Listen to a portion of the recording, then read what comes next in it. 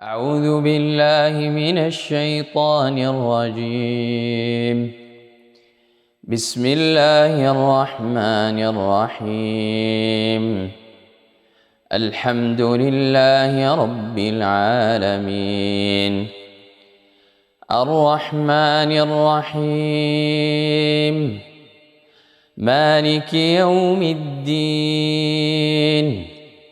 إياك نعبد وإياك نستعين، اهدنا الصراط المستقيم، صراط الذين أنعمت عليهم غير المغضوب عليهم ولا الضالين. بسم الله الرحمن الرحيم. ألف لام ميم. ذلك الكتاب لا ريب فيه هدى للمتقين الذين يؤمنون بالغيب ويقيمون الصلاة ومما رزقناهم ينفقون والذين يؤمنون بما أنزل إليك وما أنزل من قبلك وبالآخرة هم يوقنون أولئك على هدى من ربهم وأولئك هم المفلحون. إن الذين كفروا سواء عليهم أأنذرتهم أم لم تنذرهم لا يؤمنون.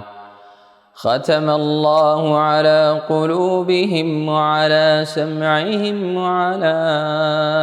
أبصارهم غشاوة ولهم عذاب عظيم. ومن الناس من يقول آمنا بالله وباليوم الآخر وما هم بمؤمنين يخادعون الله والذين آمنوا وما يخدعون إلا أنفسهم وما يشعرون. في قلوبهم مرض فزادهم الله مرضا ولهم عذاب أليم بما كانوا يكذبون. وإذا قيل لهم لا تفسدوا في الأرض قالوا إنما نحن مصلحون. ألا إنهم هم المفسدون ولكن لا يشعرون. وإذا قيل لهم آمنوا كما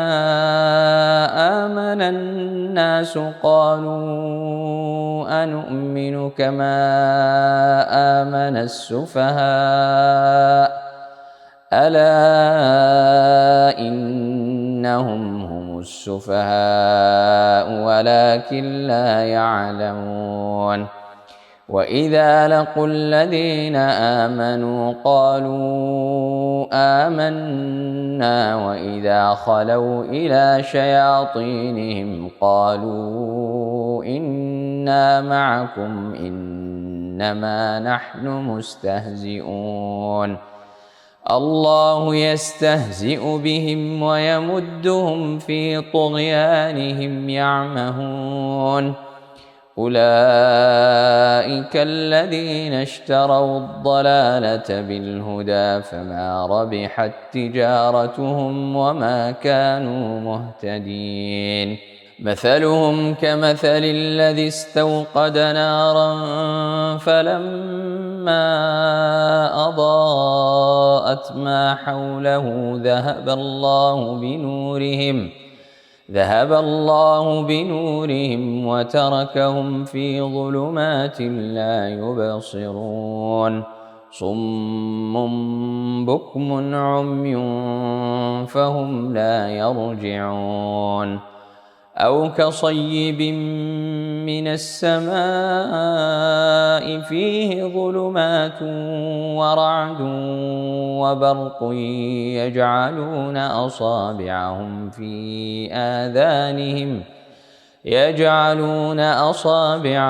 في آذانهم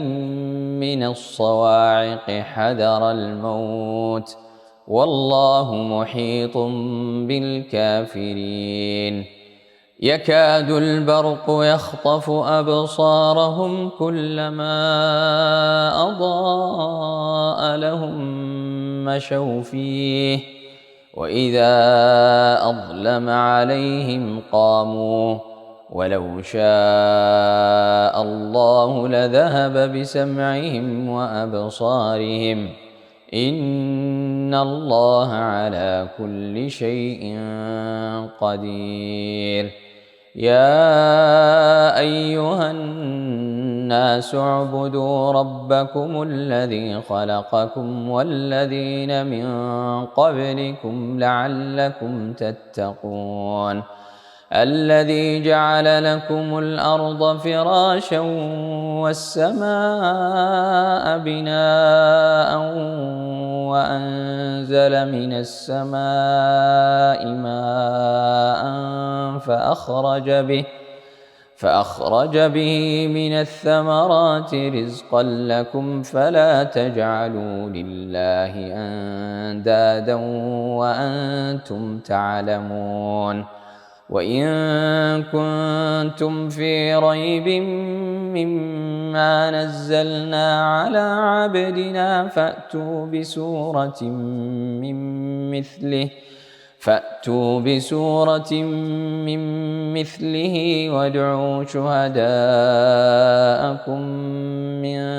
دون الله إن كنتم صادقين فإن لم تفعلوا ولن تفعلوا فاتقوا النار التي وقودها الناس والحجارة أعدت للكافرين وبشر الذين آمنوا وعملوا الصالحات أن لهم جنات تجري من تحتها الأنهار كلما رزقوا منها من ثمرة رزقا قالوا هذا الذي رزقنا من قبل وأتوا به متشابها ولهم فيها أزواج مطهرة وهم فيها خالدون إن الله لا يستحيي أن يضرب مثلا ما بعوضة فما فوقها فأما الذين آمنوا فيعلمون أنه الحق من ربهم وأما الذين كفروا فيقولون ماذا أراد الله بهذا مثلا يضل به كثيرا ويهدي به كثيرا وما يضل به إلا الفاسقين الذين ينقضون عهد الله من بعد ميثاقه ويقطعون ما أمر الله به أن يوصل ويفسدون في الأرض أولئك هم الخاسرون كيف تكفرون بالله وكنتم أمواتا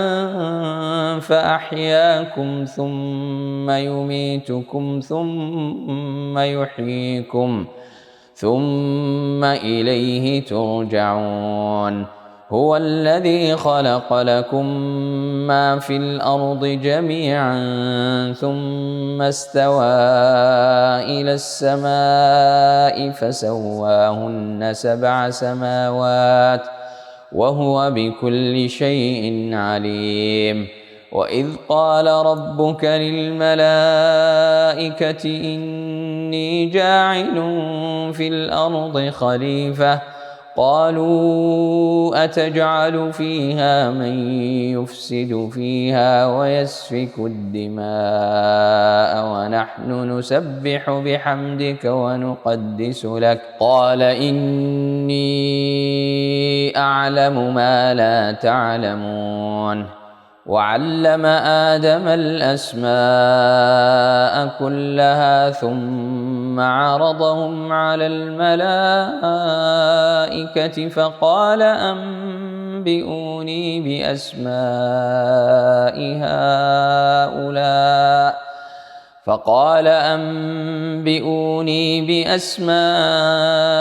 هؤلاء إن كنتم صادقين قالوا سبحانك لا علم لنا إلا ما علمتنا إنك أنت العليم الحكيم قال يا آدم أنبئهم بأسمائهم فلما أنبأهم بأسمائهم قال ألم أقل لكم إني أعلم غيب السماوات والأرض وأعلم ما تبدون وما كنتم تكتمون وإذ قلنا للملائكة اسجدوا لآدم فسجدوا إلا إبليس أبى واستكبر وكان من الكافرين وقلنا يا آدم اسكن أنت وزوجك الجنة وكلا منها رغدا حيث شئتما ولا تقربا هذه الشجرة فتكونا من الظالمين فأزلهما الشيطان عنها فأخرجهما مما كانا فيه وقلنا اهبطوا بعضكم لبعض عدو ولكم في الأرض مستقر ومتاع إلى حين فتلقى آدم من ربه كلمات فتاب عليه إنه هو التواب الرحيم قلنا اهبطوا منها جميعا فإما يأتينكم مني هدى فمن تبع هداي فلا خوف عليهم ولا هم يحزنون والذين كفروا وكذبوا بآياتنا أولئك أصحاب النار هم فيها خالدون يا بني إسرائيل اذكروا نعمتي التي أنعمت عليكم وأوفوا بعهدي أوف بعهدكم وإياي فارهبون وآمنوا بما أنزلت مصدقا لما معكم ولا تكونوا أول كافر به ولا تشتروا بآياتي ثمنا قليلا وإياي فاتقون ولا تلبسوا الحق بالباطل وتكتموا الحق وأنتم تعلمون وأقيموا الصلاة وآتوا الزكاة واركعوا مع الراكعين أتأمرون الناس بالبر وتنسون أنفسكم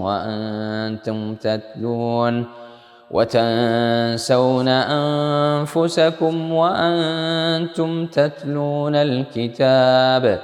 أفلا تعقلون واستعينوا بالصبر والصلاة وإنها لكبيرة إلا على الخاشعين الذين يظنون أنهم ملاقو ربهم وأنهم إليه راجعون. يا بني إسرائيل اذكروا نعمتي التي أنعمت عليكم وأني فضلتكم على العالمين. واتقوا يوما لا تجزي نفس عن نفس شيئا ولا يقبل منها شفاعة ولا يؤخذ منها عدل ولا هم ينصرون. وإذ نجيناكم من آل فرعون يسومونكم سوء العذاب يذبحون أبناءكم ويستحيون نساءكم وفي ذلكم بلاء من ربكم عظيم. وإذ فرقنا بكم البحر فأنجيناكم وأغرقنا آل فرعون وأنتم تنظرون. وإذ واعدنا موسى 40 ليلة ثم اتخذتم العجل من بعده وأنتم ظالمون. ثم عفونا عنكم من بعد ذلك لعلكم تشكرون. وإذ آتينا موسى الكتاب والفرقان لعلكم تهتدون. وإذ قال موسى لقومه يا قوم إنكم ظلمتم أنفسكم باتخاذكم العجل فتوبوا إلى بارئكم فاقتلوا أنفسكم ذلكم خير لكم عند بارئكم فتاب عليكم إنه هو التواب الرحيم. وإذ قلتم يا موسى لن نؤمن لك حتى نرى الله جهرة فأخذتكم الصاعقة وأنتم تنظرون. ثم بعثناكم من بعد موتكم لعلكم تشكرون. وظللنا عليكم الغمام وأنزلنا عليكم المن والسلوى كلوا من طيبات ما رزقناكم وما ظلمونا ولكن كانوا أنفسهم يظلمون. وإذ قلنا ادخلوا هذه القرية فكلوا منها حيث شئتم رغدا وادخلوا الباب سجدا وقولوا حطة نغفر لكم خطاياكم وسنزيد المحسنين. فبدل الذين ظلموا قولا غير الذي قيل لهم فأنزلنا على الذين ظلموا رجزا من السماء بما كانوا يفسقون. وإذ استسقى موسى لقومه فقلنا اضرب بعصاك الحجر فانفجرت منه 12 عينا قد علم كل أناس مشربهم كلوا واشربوا من رزق الله ولا تعثوا في الأرض مفسدين. وإذ قلتم يا موسى لن نصبر على طعام واحد فادع لنا ربك يخرج لنا مما تنبت الأرض من بقلها وقثائها وفومها وعدسها وبصلها قال أتستبدلون الذي هو أدنى بالذي هو خير اهبطوا مصرا فإن لكم ما سألتم وضربت عليهم الذلة والمسكنة وباءوا بغضب من الله ذلك بأنهم كانوا يكفرون بآيات الله ويقتلون النبيين بغير الحق ذلك بما عصوا وكانوا يعتدون إن الذين آمنوا والذين هادوا والنصارى والصابئين من آمن بالله واليوم الآخر وعمل صالحا فلهم أجرهم عند ربهم ولا خوف عليهم ولا هم يحزنون وإذ أخذنا ميثاقكم ورفعنا فوقكم الطور خذوا ما آتيناكم بقوة واذكروا ما فيه لعلكم تتقون ثم توليتم من بعد ذلك فلولا فضل الله عليكم ورحمته لكنتم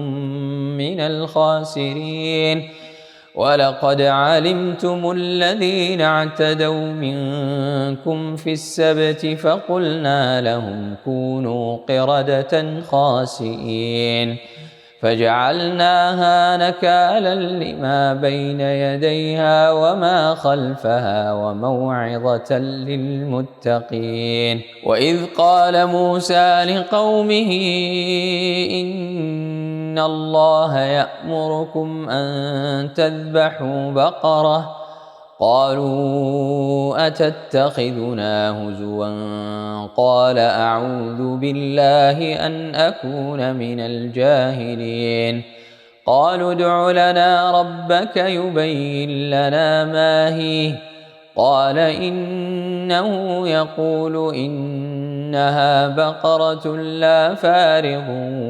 ولا بكر عوان بين ذلك فافعلوا ما تؤمرون قالوا ادع لنا ربك يبين لنا ما لونها قال إنه يقول إنها بقرة صفراء فاقع لونها تسر الناظرين قالوا ادع لنا ربك يبين لنا ما هي إن البقرة شابه علينا وإنا إن شاء الله لمهتدون قال إنه يقول إنها بقرة لا ذلول تثير الأرض ولا تسقي الحرث مسلمة لا شية فيها قالوا الآن جئت بالحق فذبحوها وما كادوا يفعلون وإذ قتلتم نفسا فادارأتم فيها والله مخرج ما كنتم تكتمون فقلنا اضربوه ببعضها كذلك يحيي الله الموتى ويريكم آياته لعلكم تعقلون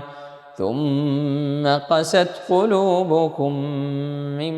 بعد ذلك فهي كالحجارة أو أشد قسوة وإن من الحجارة لما يتفجر منه الأنهار وإن منها لما يشقق فيخرج منه الماء وإن منها لما يهبط من خشية الله وما الله بغافل عما تعملون أفتطمعون أن يؤمنوا لكم وقد كان فريق منهم يسمعون كلام الله ثم يحرفونه من بعد ما عقلوه ثم يحرفونه من بعد ما عقلوه وهم يعلمون. وإذا لقوا الذين آمنوا قالوا آمنا وإذا خلا بعضهم إلى بعض قالوا أتحدثونهم بما فتح الله عليكم ليحاجوكم به عند ربكم أفلا تعقلون. أولا يعلمون أن الله يعلم ما يسرون وما يعلنون. ومنهم أميون لا يعلمون الكتاب إلا أماني وإن هم إلا يظنون. فويل للذين يكتبون الكتاب بأيديهم ثم يقولون هذا من عند الله ليشتروا به ثمنا قليلا فويل لهم مما كتبت أيديهم وويل لهم مما يكسبون. وقالوا لن تمسنا النار إلا أياما معدودة قل أتخذتم عند الله عهدا فلن يخلف الله عهده أم تقولون على الله ما لا تعلمون. بلى من كسب سيئة وأحاطت به خطيئته فأولئك أصحاب النار هم فيها خالدون. والذين آمنوا وعملوا الصالحات أولئك أصحاب الجنة هم فيها خالدون. وإذ أخذنا ميثاق بني إسرائيل لا تعبدون إلا الله وبالوالدين إحسانا وذي القربى واليتامى والمساكين وقولوا للناس حسنا وأقيموا الصلاة وآتوا الزكاة ثم توليتم إلا قليلا منكم وأنتم معرضون. وإذ أخذنا ميثاقكم لا تسفكون دماءكم ولا تخرجون أنفسكم من دياركم ثم أقررتم وأنتم تشهدون. ثم أنتم هؤلاء تقتلون أنفسكم وتخرجون فريقا منكم من ديارهم تظاهرون عليهم بالإثم والعدوان وإن يأتوكم أسارى تفادوهم وهو محرم عليكم إخراجهم أفتؤمنون ببعض الكتاب وتكفرون ببعض فما جزاء من يفعل ذلك منكم إلا خزي في الحياة الدنيا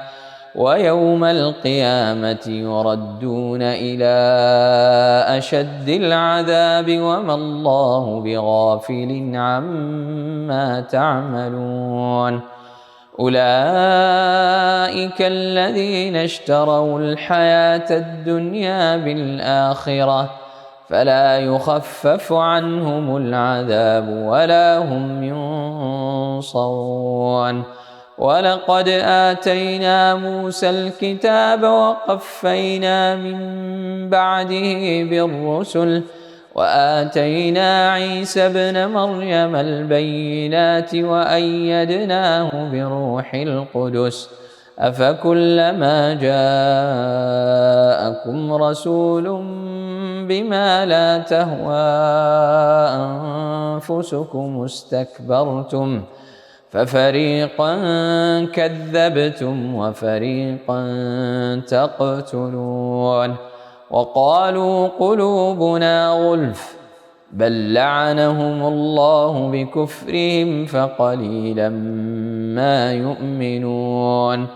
ولما جاءهم كتاب من عند الله مصدق لما معهم وكانوا من قبل يستفتحون على الذين كفروا فلما جاءهم ما عرفوا كفروا به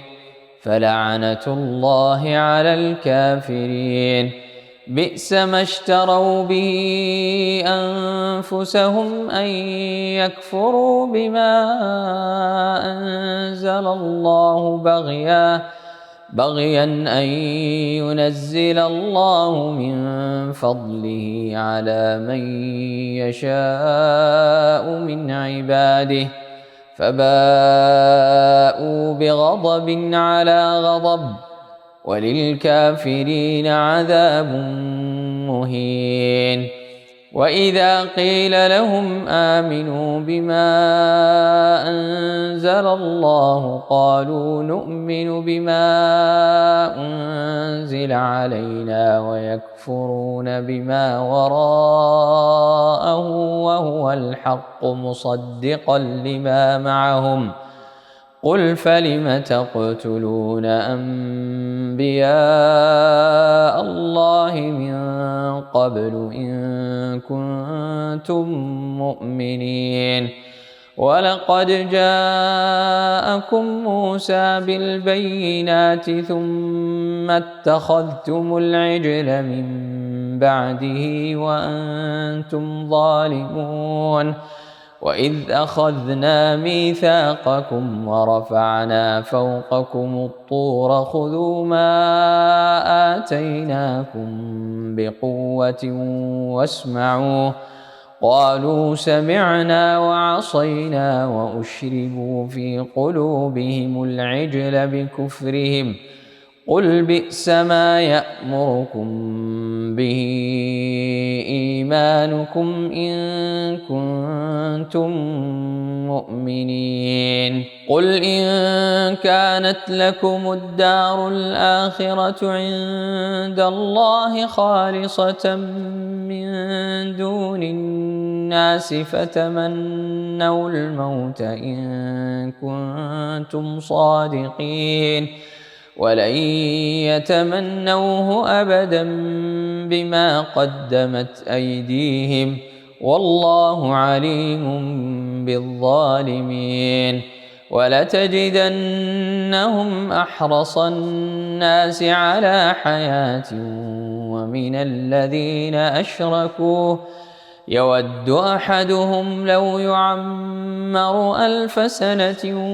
وما هو بمزحزحه من العذاب أن يعمر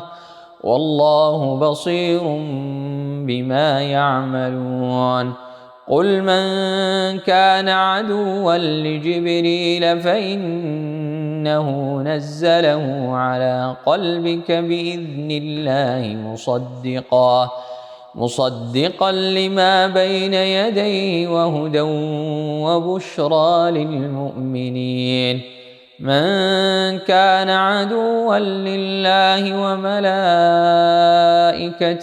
ورسله وجبريل وميكال فإن الله عدو للكافرين ولقد أنزلنا إليك آيات بينات وما يكفر بها إلا الفاسقون أوكلما عاهدوا عهدا نبذه فريق منهم بل أكثرهم لا يؤمنون ولما جاءهم رسول من عند الله مصدق لما معهم نبذ فريق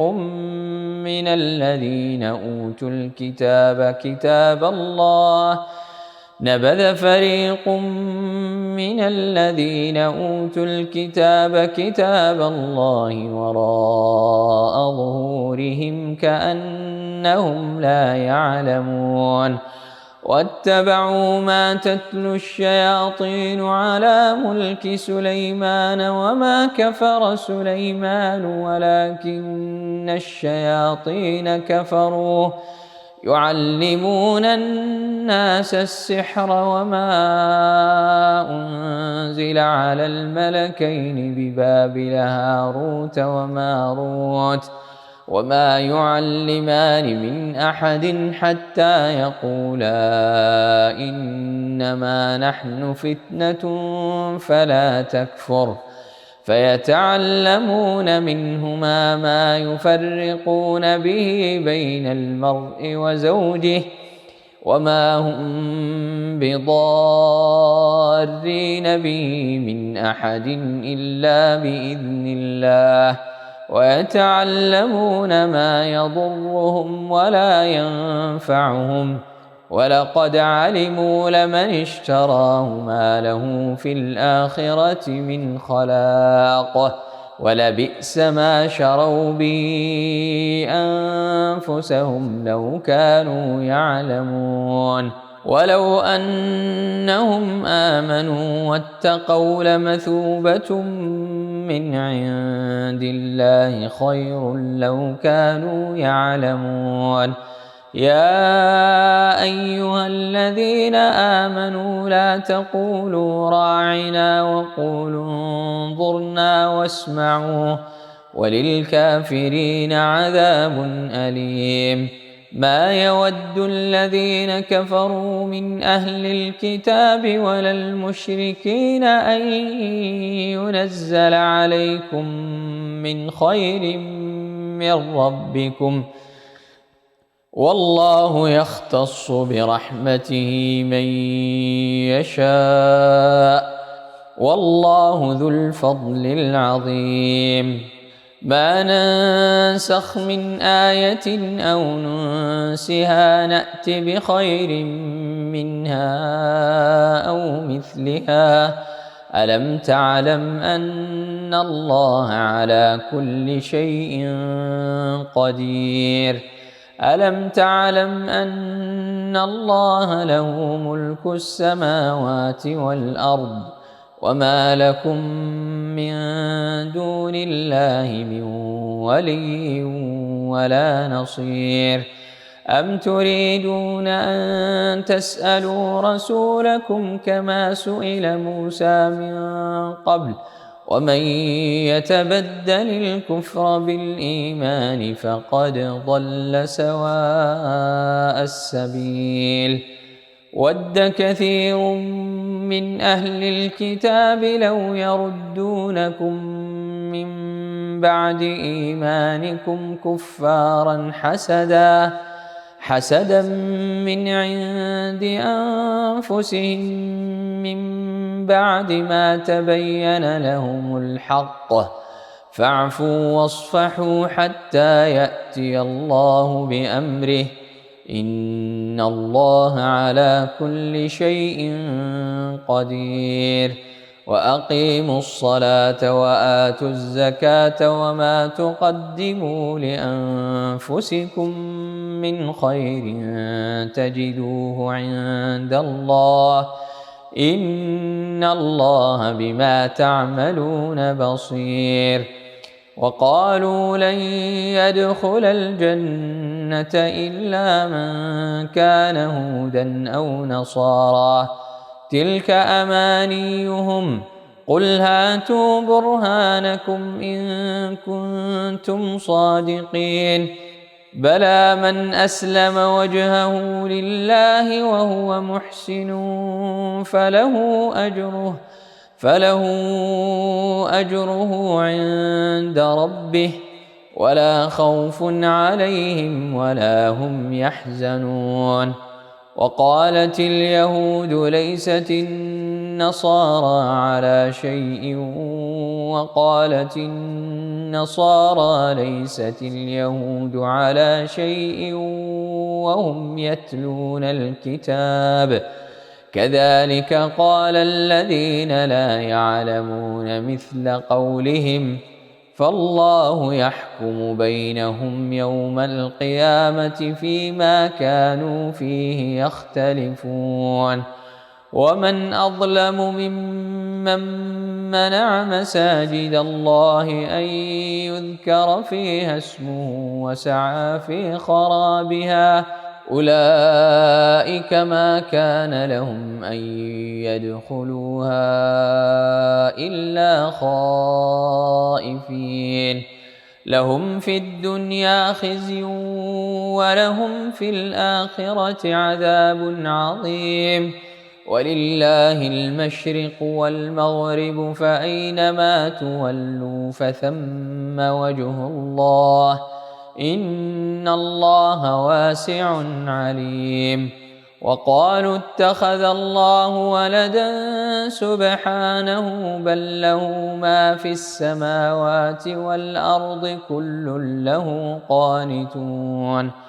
بديع السماوات والأرض وإذا قضى أمرا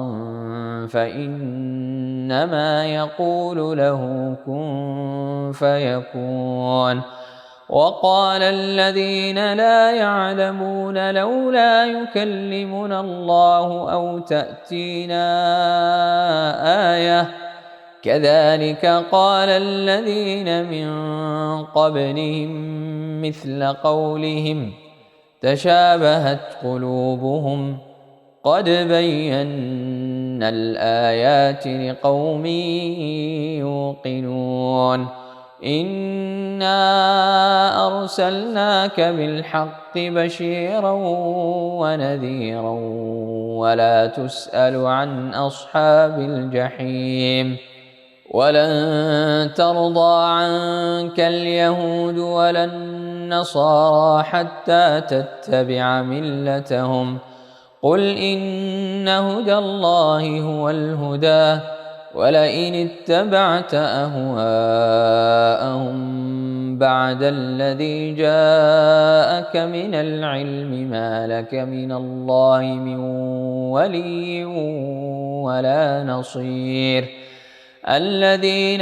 آتيناهم الكتاب يتلونه حق تلاوته أولئك يؤمنون به ومن يكفر به فأولئك هم الخاسرون يا بني إسرائيل اذكروا نعمتي التي أنعمت عليكم وأني فضلتكم على العالمين واتقوا يوما لا تجزي نفس عن نفس شيئا ولا يقبل منها عدل ولا تنفعها شفاعة ولا هم ينصرون وإذ ابتلى إبراهيم ربه بكلمات فأتمهن قال إني جاعلك للناس إماما قال ومن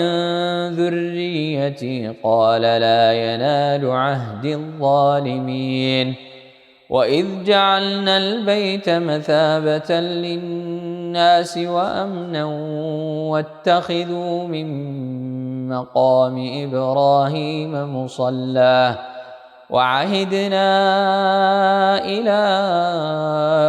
إبراهيم وإسماعيل أن طهرا بيتي للطائفين والعاكفين والركع السجود وإذ قال إبراهيم رب اجعل هذا بلدا آمنا وارزق أهله من الثمرات من آمن منهم بالله واليوم الآخر قال ومن كفر فأمتعه قليلا ثم أضطره إلى عذاب النار وبئس المصير وإذ يرفع إبراهيم القواعد من البيت وإسماعيل ربنا تقبل منا إنك أنت السميع العليم ربنا واجعلنا مسلمين لك ومن ذريتنا أمة مسلمة لك وأرنا مناسكنا وتب علينا إنك أنت التواب الرحيم ربنا وابعث فيهم رسولا منهم يتلو عليهم آياتك ويعلمهم الكتاب والحكمة ويزكيهم إنك أنت العزيز الحكيم ومن يرغب عن ملة إبراهيم إلا من سفه نفسه ولقد اصطفيناه في الدنيا وإنه في الآخرة لمن الصالحين إذ قال له ربه أسلم قال أسلمت لرب العالمين ووصى بها إبراهيم بنيه ويعقوب يا بني إن الله اصطفى لكم الدين فلا تموتن إلا وأنتم مسلمون أم كنتم شهداء إذ حضر يعقوب الموت إذ قال لبنيه ما تعبدون من بعدي قالوا نعبد إلهك وإله آبائك إبراهيم وإسماعيل وإسحاق إلها واحدا ونحن له مسلمون تلك أمة قد خلت لها ما كسبت ولكم ما كسبتم ولا تسألون عما كانوا يعملون وقالوا كونوا هودا أو نصارى تهتدوا قل بل ملة إبراهيم حنيفا وما كان من المشركين قولوا آمنا بالله وما أنزل إلينا وما أنزل إلى إبراهيم وإسماعيل وإسحاق ويعقوب والأسباط وما أوتي موسى وعيسى وما أوتي النبيون من ربهم لا نفرق بين أحد منهم ونحن له مسلمون فإن آمنوا بمثل ما آمنتم به فقد اهتدوا وإن تولوا فإنما هم في شقاق فسيكفيكهم الله وهو السميع العليم صبغة الله ومن أحسن من الله صبغة ونحن له عابدون قل أتحاجوننا في الله وهو ربنا وربكم ولنا أعمالنا ولكم أعمالكم ونحن له مخلصون أم تقولون إن إبراهيم وإسماعيل وإسحاق ويعقوب والأسباط كانوا هودا أو نصارى قل أأنتم أعلم أم الله ومن أظلم ممن كتم شهادة عنده من الله وما الله بغافل عما تعملون تلك أمة قد خلت لها ما كسبت ولكم ما كسبتم ولا تسألون عما كانوا يعملون سيقول السفهاء من الناس ما ولاهم عن قبلتهم التي كانوا عليها قل لله المشرق والمغرب يهدي من يشاء إلى صراط مستقيم وكذلك جعلناكم أمة وسطا لتكونوا شهداء على الناس ويكون الرسول عليكم شهيدا وما جعلنا القبلة التي كنت عليها إلا لنعلم من يتبع الرسول ممن ينقلب على عقبيه وإن كانت لكبيرة إلا على الذين هدى الله وما كان الله ليضيع إيمانكم إن الله بالناس لرءوف رحيم قد نرى تقلب وجهك في السماء فلنولينك قبلة ترضاها فول وجهك شطر المسجد الحرام وحيث ما كنتم فولوا وجوهكم شطره وإن الذين أوتوا الكتاب ليعلمون أنه الحق من ربهم وما الله بغافل عما يعملون ولئن أتيت الذين أوتوا الكتاب بكل آية ما تبعوا قبلتك وما أنت بتابع قبلتهم وما بعضهم بتابع قبلة بعض ولئن اتبعت أهواءهم من بعد ما جاءك من العلم إنك إذا لمن الظالمين الذين آتيناهم الكتاب يعرفونه كما يعرفون أبناءهم وإن فريقا منهم ليكتمون الحق وهم يعلمون الحق من ربك فلا تكونن من الممترين ولكل وجهة هو موليها فاستبقوا الخيرات أينما تكونوا يأت بكم الله جميعا إن الله على كل شيء قدير ومن حيث خرجت فول وجهك شطر المسجد الحرام وإنه للحق من ربك وما الله بغافل عما تعملون ومن حيث خرجت فول وجهك شطر المسجد الحرام وحيث ما كنتم فولوا وجوهكم شطره لئلا يكون للناس عليكم حجة إلا الذين ظلموا منهم فلا تخشوهم واخشوني ولأتم نعمتي عليكم ولعلكم تهتدون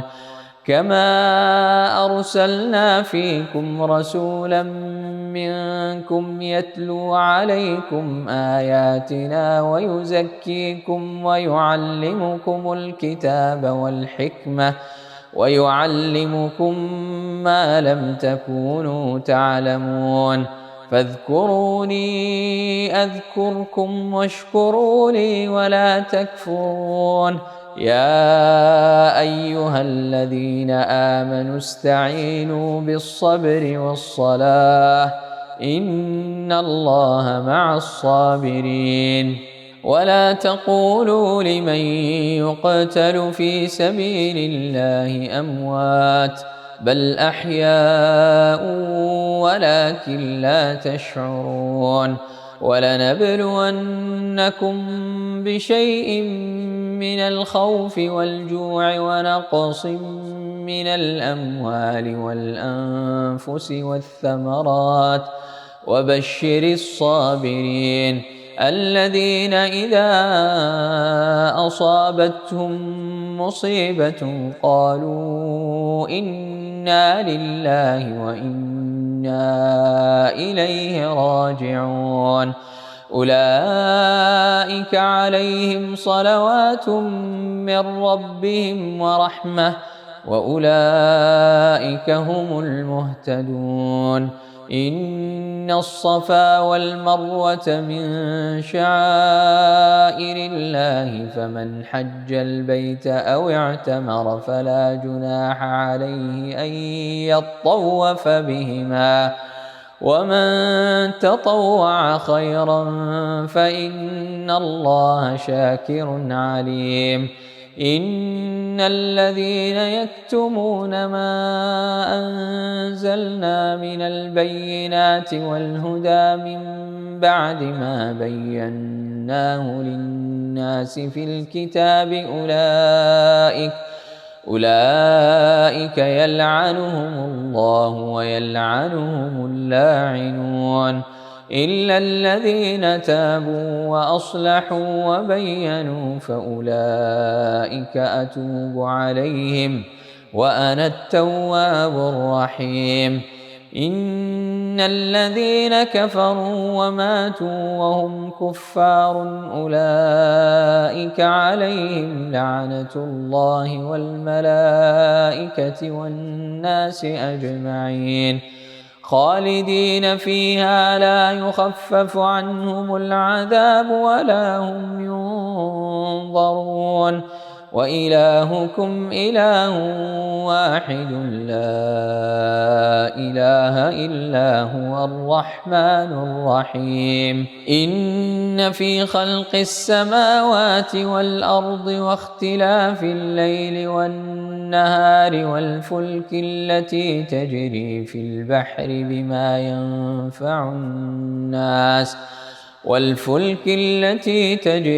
البحر بما ينفع الناس وما أنزل الله من السماء من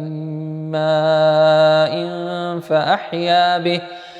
فأحيا به الأرض بعد موتها وبث فيها من كل دابة وتصريف الرياح والسحاب المسخر بين السماء والأرض لآيات لقوم يعقلون ومن الناس من يتخذ من دون الله أندادا يحبونهم كحب الله والذين آمنوا أشد حبا لله ولو يرى الذين ظلموا إذ يرون العذاب أن القوة لله جميعا وأن الله شديد العذاب إذ تبرأ الذين اتبعوا من الذين اتبعوا ورأوا العذاب وتقطعت بهم الأسباب وقال الذين اتبعوا لو أن لنا كرة فنتبرأ منهم كما تبرأوا منا كذلك يريهم الله أعمالهم حسرات عليهم وما هم بخارجين من النار يا أيها الناس كلوا مما في الأرض حلالا طيبا ولا تتبعوا خطوات الشيطان إنه لكم عدو مبين إنما يأمركم بالسوء والفحشاء وأن تقولوا على الله ما لا تعلمون وإذا قيل لهم اتبعوا ما أنزل الله قالوا بل نتبع ما ألفينا عليه آباءنا أولو كان آباؤهم لا يعقلون شيئا ولا يهتدون ومثل الذين كفروا كمثل الذي ينعق بما لا يسمع إلا دعاء ونداء صم بكم عمي فهم لا يعقلون يا أيها الذين آمنوا كلوا من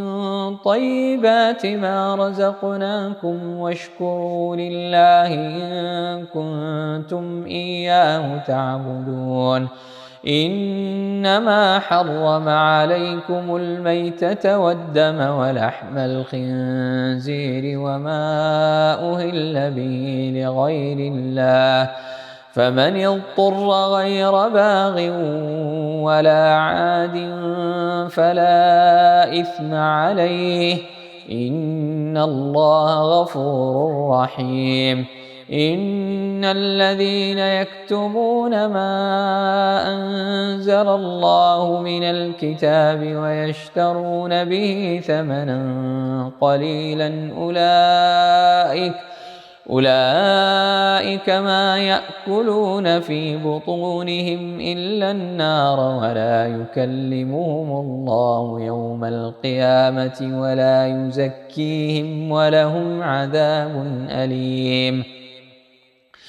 أولئك الذين اشتروا الضلالة بالهدى والعذاب بالمغفرة فما أصبرهم على النار ذلك بأن الله نزل الكتاب بالحق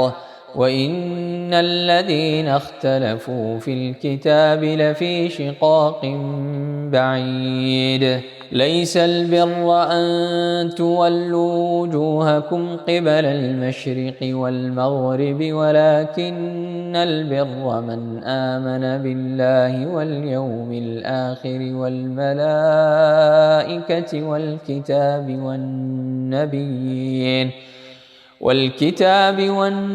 والنبيين وآتى المال على حبه ذوي القربى واليتامى والمساكين وابن السبيل والسائلين وفي الرقاب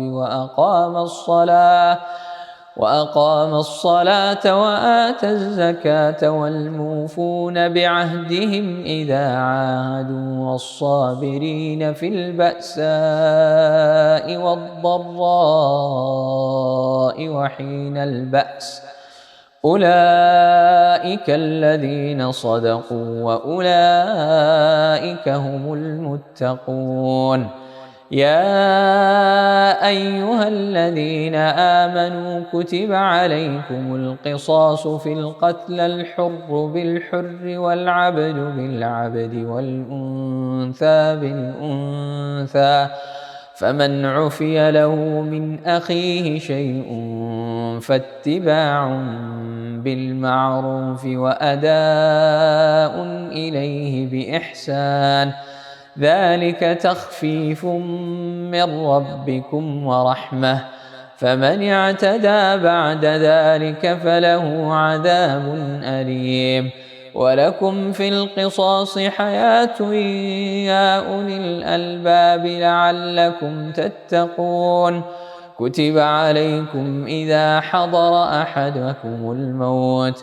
كتب عليكم إذا حضر أحدكم الموت إن ترك خيرا الوصية للوالدين والأقربين بالمعروف حقا على المتقين فمن بدله بعدما سمعه فإنما إثمه على الذين يبدلونه إن الله سميع عليم فمن خاف من موص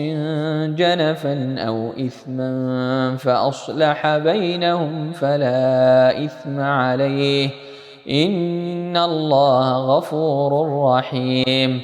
يا أيها الذين آمنوا كتب عليكم الصيام كما كتب على الذين من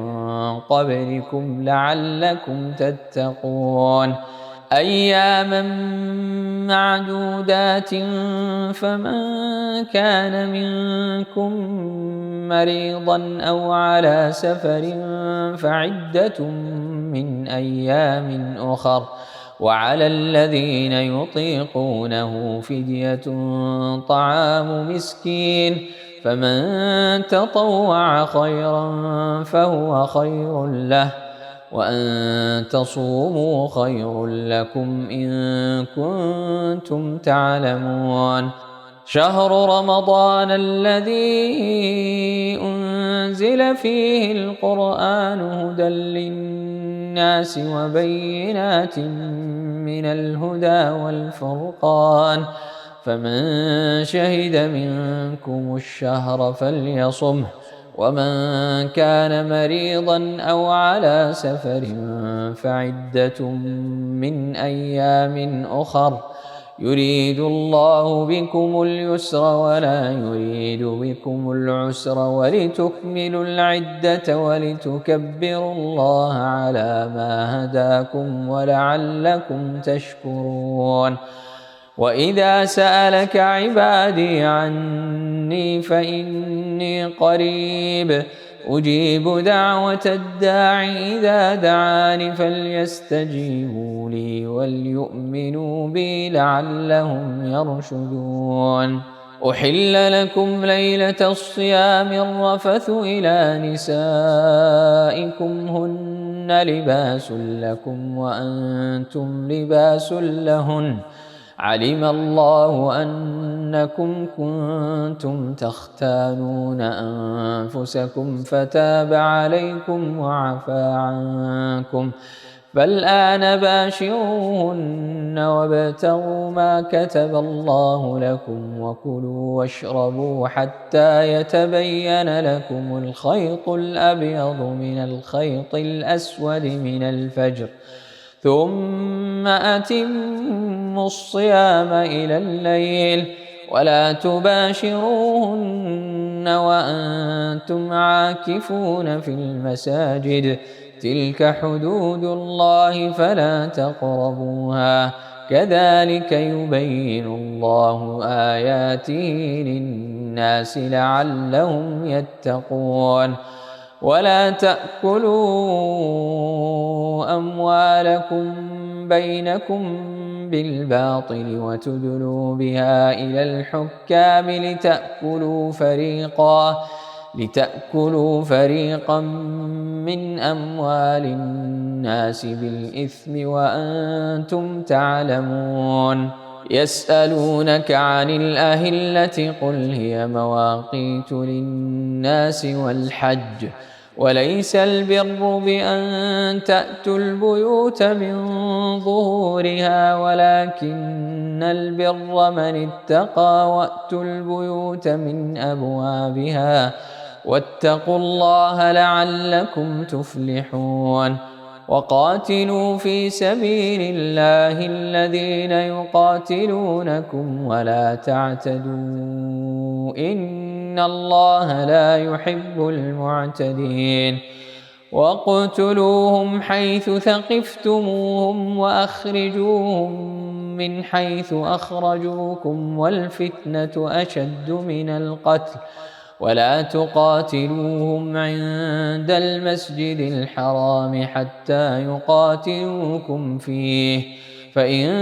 قاتلوكم فاقتلوهم، كذلك جزاء الكافرين. فإن انتهوا فإن الله غفور رحيم. وقاتلوهم حتى لا تكون فتنة ويكون الدين لله، فإن انتهوا فلا عدوان إلا على الظالمين. الشهر الحرام بالشهر الحرام والحرمات قصاص، فمن اعتدى عليكم فاعتدوا عليه بمثل ما اعتدى عليكم، واتقوا الله واعلموا أن الله مع المتقين. وأنفقوا في سبيل الله ولا تلقوا بأيديكم إلى التهلكة وأحسنوا إن الله يحب المحسنين. وأتموا الحج والعمرة لله، فإن أحصرتم فما استيسر من الهدي، ولا تحلقوا رؤوسكم حتى يبلغ الهدي محله، فمن كان منكم مريضا أو به أذى من رأسه ففدية من صيام أو صدقة أو نسك، فإذا أمنتم فمن تمتع بالعمرة إلى الحج فما استيسر من الهدي، فمن لم يجد فصيام 3 أيام في الحج و7 إذا رجعتم، تلك 10 كاملة، ذلك لمن لم يكن أهله حاضر المسجد الحرام. واتقوا الله واعلموا أن الله شديد العقاب. الحج أشهر معلومات، فمن فرض فيهن الحج فلا رفث ولا فسوق ولا جدال في الحج، وما تفعلوا من خير يعلمه الله، وتزودوا فإن خير الزاد التقوى، واتقون يا أولي الألباب. ليس عليكم جناح أن تبتغوا فضلا من ربكم، فإذا أفضتم من عرفات فاذكروا الله عند المشعر الحرام واذكروه كما هداكم، وإن كنتم من قبله لمن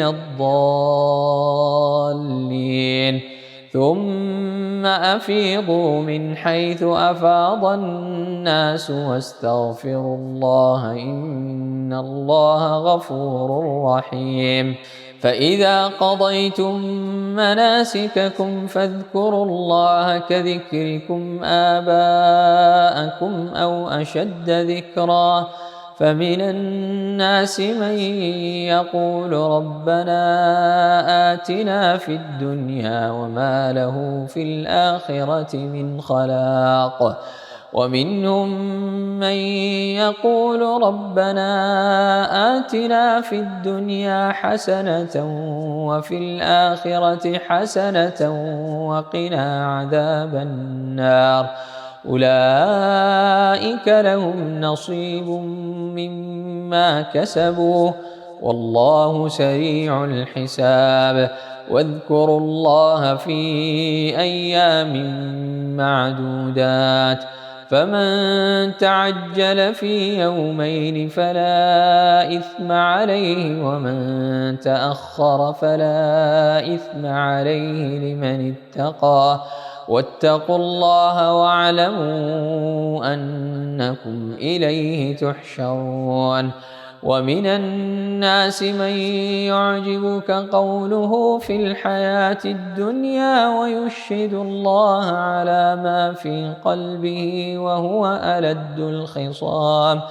وإذا تولى سعى في الأرض ليفسد فيها ويهلك الحرث والنسل، والله لا يحب الفساد. وإذا قيل له اتق الله أخذته العزة بالإثم، فحسبه جهنم ولبئس المهاد. ومن الناس من يشري نفسه ابتغاء مرضات الله والله رؤوف بالعباد. يا أيها الذين آمنوا ادخلوا في السلم كافة ولا تتبعوا خطوات الشيطان إنه لكم عدو مبين. فإن زللتم من بعد ما جاءتكم البينات فاعلموا أن الله عزيز حكيم. هل ينظرون إلا أن يأتيهم الله في ظلل من الغمام والملائكة وقضي الأمر وإلى الله ترجع الأمور. سل بني إسرائيل كم آتيناهم من آية بينة ومن يبدل نعمة الله من بعد ما جاءته فإن الله شديد العقاب. زين للذين كفروا الحياة الدنيا ويسخرون من الذين آمنوا والذين اتقوا فوقهم يوم القيامة والله يرزق من يشاء بغير حساب. كان الناس أمة واحدة فبعث الله النبيين مبشرين ومنذرين وأنزل معهم الكتاب بالحق ليحكم بين الناس فيما اختلفوا فيه وما اختلف فيه إلا الذين أوتوه من بعد ما جاءتهم البينات بغيا بينهم فهدى الله الذين آمنوا لما اختلفوا فيه من الحق بإذنه والله يهدي من يشاء إلى صراط مستقيم. أم حسبتم أن تدخلوا الجنة ولما يأتكم مثل الذين خلوا من قبلكم مستهم البأساء والضراء وزلزلوا حتى يقول الرسول والذين آمنوا معه متى نصر الله ألا إن نصر الله قريب. يسألونك ماذا ينفقون قل ما أنفقتم من خير فللوالدين والأقربين واليتامى والمساكين وابن السبيل وما تفعلوا من خير فإن الله به عليم. كتب عليكم القتال وهو كره لكم وعسى أن تكرهوا شيئا وهو خير لكم وعسى أن تحبوا شيئا وهو شر لكم والله يعلم وأنتم لا تعلمون. يسألونك عن الشهر الحرام قتال فيه قل قتال فيه كبير وصد عن سبيل الله وكفر به والمسجد الحرام وإخراج أهله منه أكبر عند الله والفتنة أكبر من القتل ولا يزالون يقاتلونكم حتى يردوكم عن دينكم إن استطاعوا ومن يرتدد منكم عن دينه فيمت وهو كافر فأولئك حبطت أعمالهم في الدنيا والآخرة وأولئك أصحاب النار هم فيها خالدون. إن الذين آمنوا والذين هاجروا وجاهدوا في سبيل الله أولئك يرجون رحمة الله والله غفور رحيم. يسألونك عن الخمر والميسر قل فيهما إثم كبير ومنافع للناس وإثمهما أكبر من نفعهما ويسألونك ماذا ينفقون قل العفو كذلك يبين الله لكم الآيات لعلكم تتفكرون. في الدنيا والآخرة ويسألونك عن اليتامى قل إصلاح لهم خير وإن تخالطوهم فإخوانكم والله يعلم المفسد من المصلح ولو شاء الله لأعنتكم إن الله عزيز حكيم ولا تنكحوا المشركات حتى يؤمنن ولأمة مؤمنة خير من مشركة ولو أعجبتكم ولا تنكحوا المشركين حتى يؤمنوا ولعبد مؤمن خير من مشرك ولو أعجبكم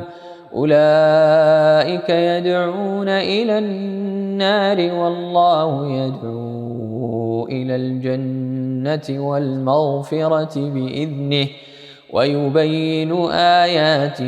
للناس لعلهم يتذكرون ويسألونك عن المحيض قل هو أذى فاعتزلوا النساء في المحيض ولا تقربوهن حتى يطهرن فإذا تطهرن فأتوهن من حيث أمركم الله إن الله يحب التوابين ويحب المتطهرين نساؤكم حرث لكم فأتوا حرثكم أنى شئتم وقدموا لأنفسكم واتقوا الله واعلموا أنكم ملاقوه وبشر المؤمنين ولا تجعلوا الله عرضة لأيمانكم أن تبروا وتتقوا وتصلحوا بين الناس والله سميع عليم لا يؤاخذكم الله باللغو في أيمانكم ولكن يؤاخذكم بما كسبت قلوبكم والله غفور حليم للذين يؤلون من نسائهم تربص 4 أشهر فإن فاءوا فإن الله غفور رحيم وإن عزموا الطلاق فإن الله سميع عليم والمطلقات يتربصن بأنفسهن 3 قروء ولا يحل لهن أن يكتمن ما خلق الله في أرحامهن إن كن يؤمن بالله واليوم الآخر وبعولتهن أحق بردهن في ذلك إن أرادوا إصلاحا ولهن مثل الذي عليهن بالمعروف وللرجال عليهن درجة والله عزيز حكيم الطلاق 2 فإمساك بمعروف أو تسريح بإحسان ولا يحل لكم أن تأخذوا مما آتيتموهن شيئا إلا أن يخافا ألا يقيما حدود الله فإن خفتم ألا يقيما حدود الله فلا جناح عليهما فيما افتدت به تلك حدود الله فلا تعتدوها ومن يتعد حدود الله فأولئك هم الظالمون فإن طلقها فلا تحل له من بعد حتى تنكح زوجا غيره فإن طلقها فلا جناح عليهما أن يتراجعا إن ظنا أن يقيما حدود الله وتلك حدود الله يبينها لقوم يعلمون وإذا طلقتم النساء فبلغن أجلهن فأمسكوهن بمعروف أو سرحوهن بمعروف ولا تمسكوهن ضرارا لتعتدوا ومن يفعل ذلك فقد ظلم نفسه ولا تتخذوا آيات الله هزوا واذكروا نعمة الله عليكم وما أنزل عليكم من الكتاب والحكمة يعظكم به واتقوا الله واعلموا أن الله بكل شيء عليم. وإذا طلقتم النساء فبلغن أجلهن فلا تعضلوهن أن ينكحن أزواجهن إذا تراضوا بينهم بالمعروف ذلك يوعظ به من كان منكم يؤمن بالله واليوم الآخر ذلكم أزكى لكم وأطهر والله يعلم وأنتم لا تعلمون. والوالدات يرضعن أولادهن حولين كاملين لمن أراد أن يتم الرضاعة وعلى المولود له رزقهن وكسوتهن بالمعروف لا تكلف نفس إلا وسعها لا تضار والدة بولدها ولا مولود له بولده وعلى الوارث مثل ذلك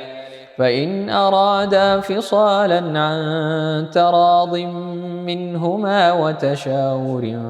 فلا جناح عليهما وإن أردتم أن تسترضعوا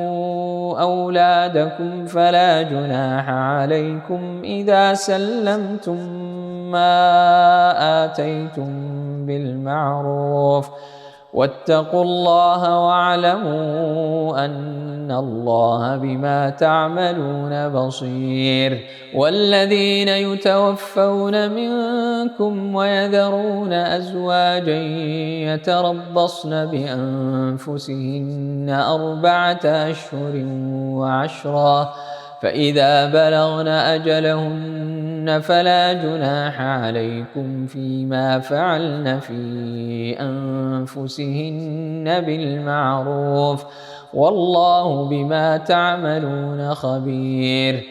ولا جناح عليكم فيما عرضتم به من خطبة النساء أو أكننتم في أنفسكم علم الله أنكم ستذكرونهن ولكن لا تواعدوهن سرا إلا أن تقولوا قولا معروفا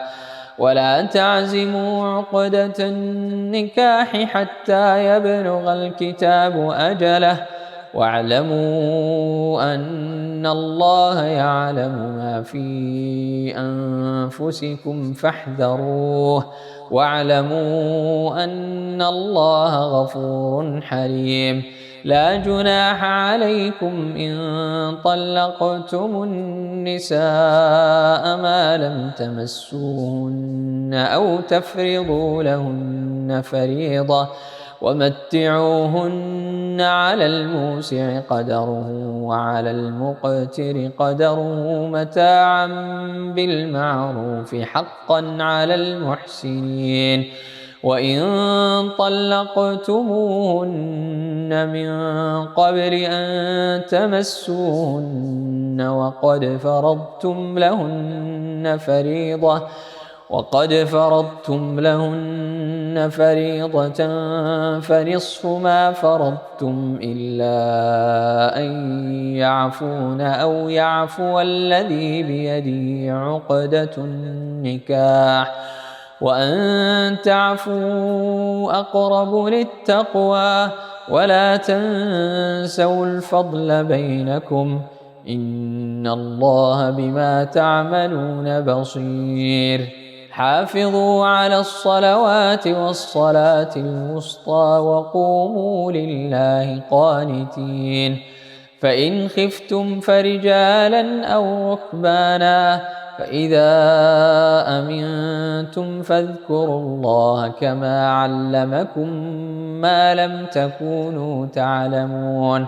والذين يتوفون منكم ويذرون أزواجا وصية لأزواجهم متاعا إلى الحول غير إخراج فإن خرجن فلا جناح عليكم فيما فعلن في أنفسهن من معروف والله عزيز حكيم وللمطلقات متاع بالمعروف حقا على المتقين كذلك يبين الله لكم آياته لعلكم تعقلون ألم تر إلى الذين خرجوا من ديارهم وهم ألوف حذر الموت فقال لهم الله موتوا ثم أحياهم إن الله لذو فضل على الناس ولكن أكثر الناس لا يشكرون وقاتلوا في سبيل الله واعلموا أن الله سميع عليم من ذا الذي يقرض الله قرضا حسنا فيضاعفه له أضعافا كثيرة والله يقبض ويبسط وإليه ترجعون ألم تر إلى الملأ من بني إسرائيل من بعد موسى إذ قالوا لنبي له بعث لنا ملكا نقاتل في سبيل الله قال هل عسيتم إن كتب عليكم القتال ألا تقاتلوا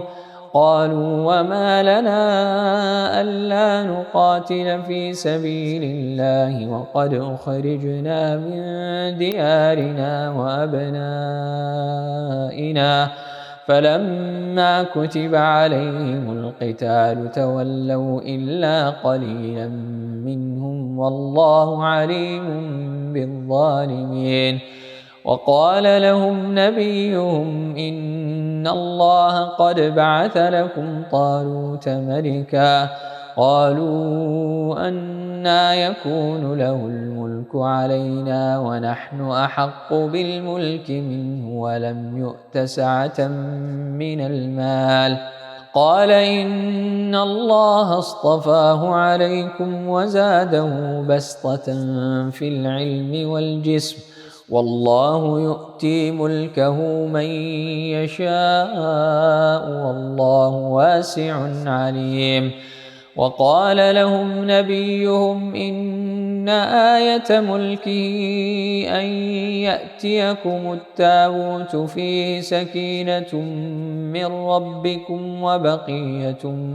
مما ترك آل موسى وآل هارون تحمله وبقية مما ترك آل موسى وآل هارون تحمله الملائكة إن في ذلك لآية لكم إن كنتم مؤمنين فلما فصل طالوت بالجنود قال إن الله مبتليكم بنهر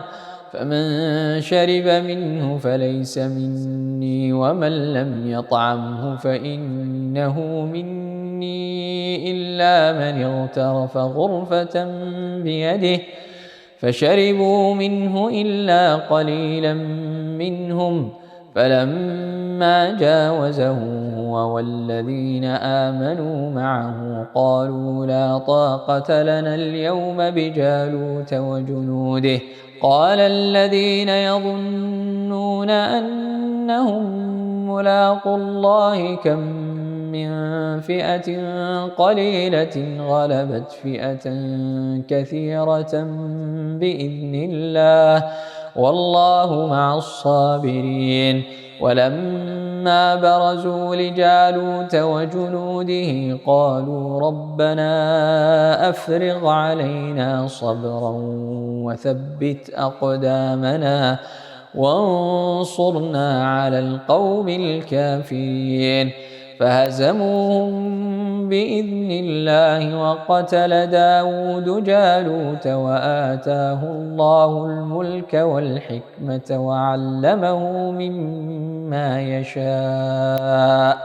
ولولا دفع الله الناس بعضهم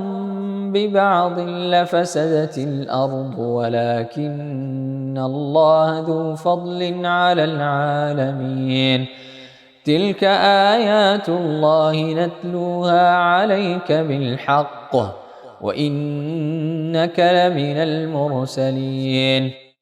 تلك الرسل فضلنا بعضهم على بعض منهم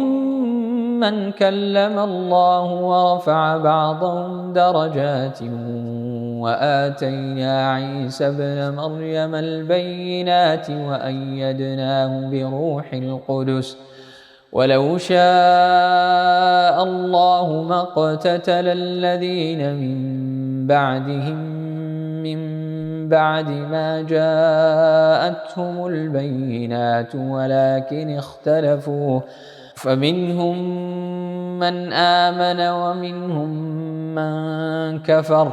ولو شاء الله ما اقتتلوا ولكن الله يفعل ما يريد.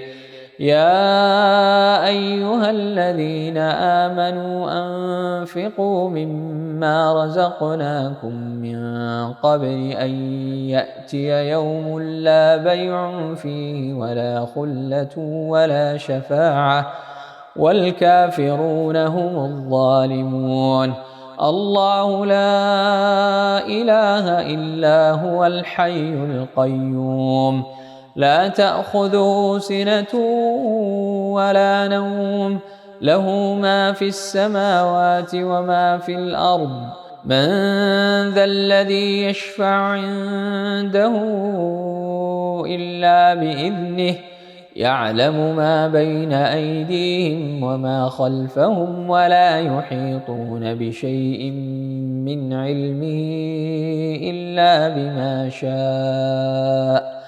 وسع كرسيه السماوات والأرض ولا يؤوده حفظهما وهو العلي العظيم. لا إكراه في الدين قد تبين الرشد من الغي فمن يكفر بالطاغوت ويؤمن بالله فقد استمسك بالعروة الوثقى لا انفصام لها والله سميع عليم. الله ولي الذين آمنوا يخرجهم من الظلمات إلى النور والذين كفروا أولياؤهم الطاغوت يخرجونهم من النور إلى الظلمات أولئك أصحاب النار هم فيها خالدون. ألم تر إلى الذي حاج إبراهيم في ربه أن آتاه الله الملك إذ قال إبراهيم ربي الذي يحيي ويميت قال أنا أحيي وأميت قال إبراهيم فإن الله يأتي بالشمس من المشرق فأت بها من المغرب فبهت الذي كفر والله لا يهدي القوم الظالمين. أو كالذي مر على قرية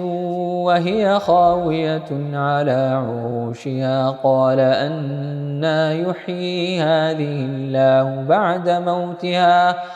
فأماته الله 100 عام ثم بعثه قال كم لبثت قال لبثت يوما أو بعض يوم قال بل لبثت 100 عام فانظر إلى طعامك وشرابك لم يتسنه وانظر إلى حمارك ولنجعلك آية للناس وانظر إلى العظام كيف ننشزها ثم نكسوها لحما فلما تبين له قال أعلم أن الله على كل شيء قدير وإذ قال إبراهيم رب أرني كيف تحيي الموتى قال أولم تؤمن قال بلى ولكن ليطمئن قلبي قال فخذ 4 من الطير فصرهن إليك ثم اجعل على كل جبل منهن جزءا ثم ادعهن يأتينك سعيا واعلم أن الله عزيز حكيم مثل الذين ينفقون أموالهم في سبيل الله كمثل حبة أنبتت 7 سنابل في كل سنبلة 100 حبة والله يضاعف لمن يشاء والله واسع عليم الذين ينفقون أموالهم في سبيل الله ثم لا يتبعون ما أنفقوا منا ولا أذى لهم أجرهم عند ربهم ولا خوف عليهم ولا هم يحزنون قول معروف ومغفرة خير من صدقة يتبعها أذى والله غني حليم يا أيها الذين آمنوا لا تبطلوا صدقاتكم بالمن والأذى كالذي ينفق ماله رئاء الناس ولا يؤمن بالله واليوم الآخر فمثله كمثل صفوان عليه تراب فأصابه وابل فتركه صلدا لا يقدرون على شيء مما كسبوا والله لا يهدي القوم الكافرين ومثل الذين ينفقون أموالهم ابتغاء مرضات الله وتثبيتا من أنفسهم كمثل جنة بربوة أصابها وابل فآتت أكلها ضعفين فإن لم يصبها وابل فطل والله بما تعملون بصير أيود أحدكم أن تكون له جنة من نخيل وأعناب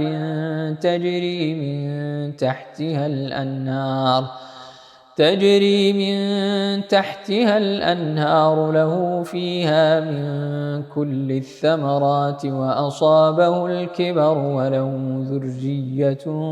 ضعفاء فأصابها إعصار فيه نار فاحترقت كذلك يبين الله لكم الآيات لعلكم تتفكرون يا أيها الذين آمنوا أنفقوا من طيبات ما كسبتم ومما أخرجنا لكم من الأرض ولا تيمموا الخبيث منه تنفقون ولستم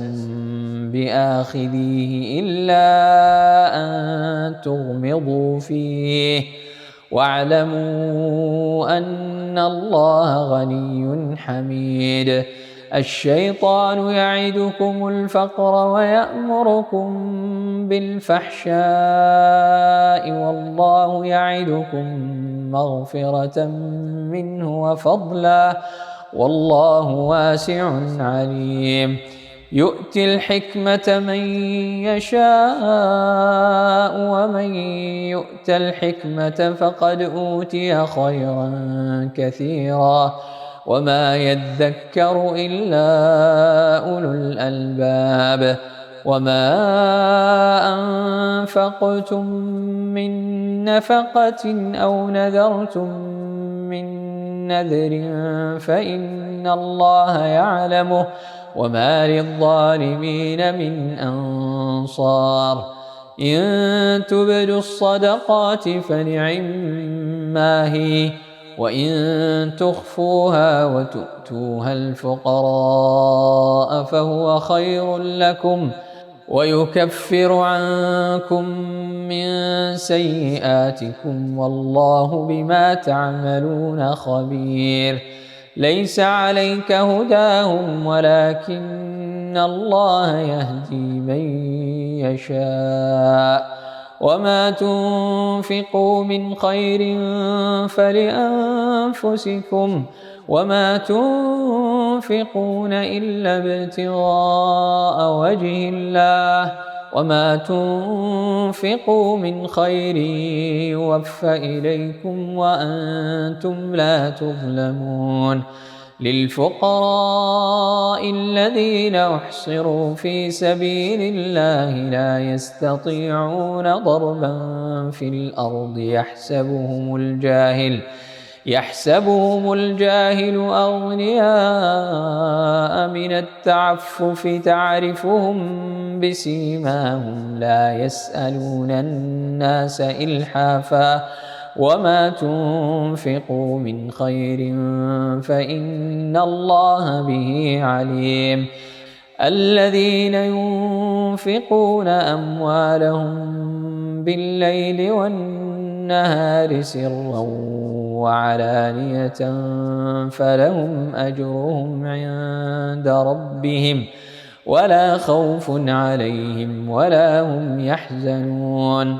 الذين يأكلون الربا لا يقومون إلا كما يقوم الذي يتخبطه الشيطان من المس ذلك بأنهم قالوا إنما البيع مثل الربا وأحل الله البيع وحرم الربا فمن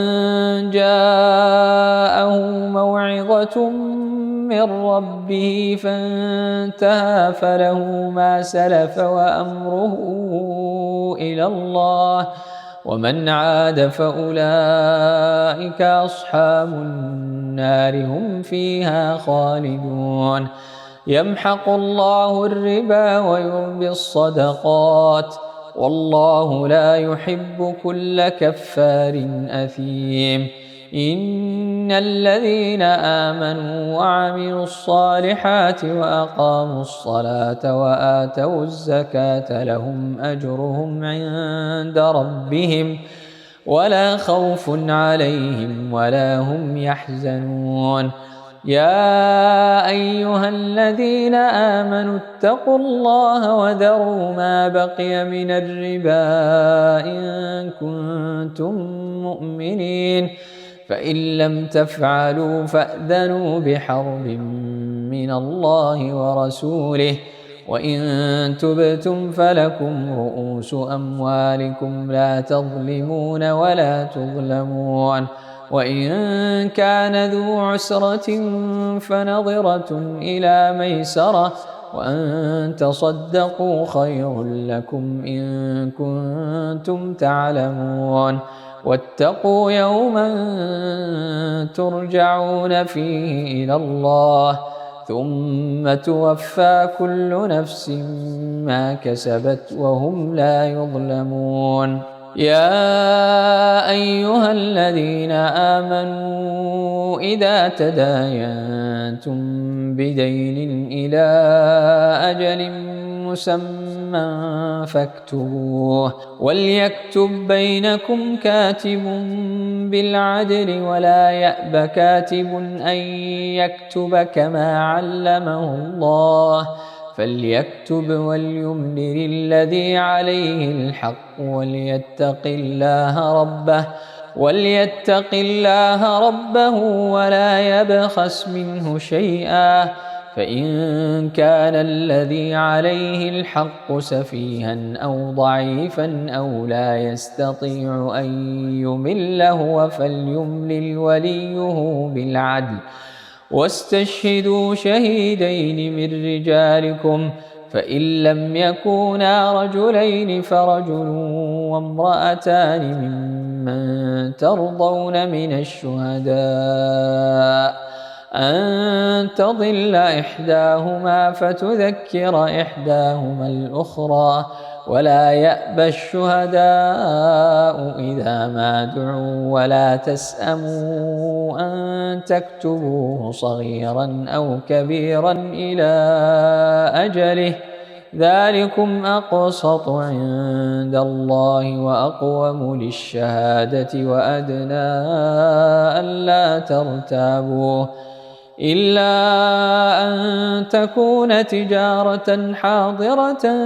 تديرونها بينكم فليس عليكم جناح ألا تكتبوها، وأشهدوا إذا تبايعتم، ولا يضار كاتب ولا شهيد، وإن تفعلوا فإنه فسوق بكم، واتقوا الله ويعلمكم الله والله بكل شيء عليم. وإن كنتم على سفر ولم تجدوا كاتبا فرهان مقبوضة، فإن أمن بعضكم بعضا فليؤدي الذي ائتمن أمانته وليتق الله ربه ولا تكتموا الشهادة، ومن يكتمها فإنه آثم قلبه، والله بما تعملون عليم. لله ما في السماوات وما في الأرض، وإن تبدوا ما في أنفسكم أو تخفوه يحاسبكم به الله، فيغفر لمن يشاء ويعذب من يشاء، والله على كل شيء قدير. آمن الرسول بما أنزل إليه من ربه والمؤمنون كل آمن بالله وملائكته وكتبه ورسله لا نفرق بين أحد من رسله، وقالوا سمعنا وأطعنا غفرانك ربنا وإليك المصير. لا يكلف الله نفسا إلا وسعها، لها ما كسبت وعليها ما اكتسبت، ربنا لا تؤاخذنا إن نسينا أو أخطأنا، ربنا ولا تحمل علينا إصرا كما حملته على الذين من قبلنا، ربنا ولا تحملنا ما لا طاقة لنا به، واعف عنا واغفر لنا وارحمنا، أنت مولانا فانصرنا على القوم الكافرين.